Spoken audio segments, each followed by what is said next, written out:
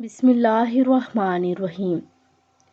بہترین رزق کے لیے بہت ہی کارآمد وظیفہ ہے یہ۔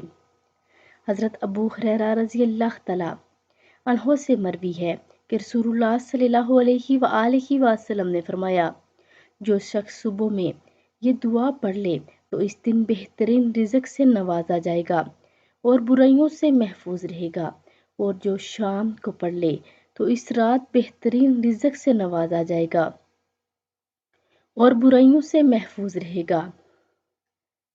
وہ دعائے مبارکہ یہ ہے: ما شاء اللہ لا حول ولا قوۃ الا باللہ، اشہد ان اللہ علی کل شیء قدیر۔ تو آپ سب بھی اس پر عمل کریں اور ویڈیو کو آگے لازمی شیئر کریں اور زینب اسلامک ٹی وی کو ضرور سبسکرائب کریں۔ جزاک اللہ خیر۔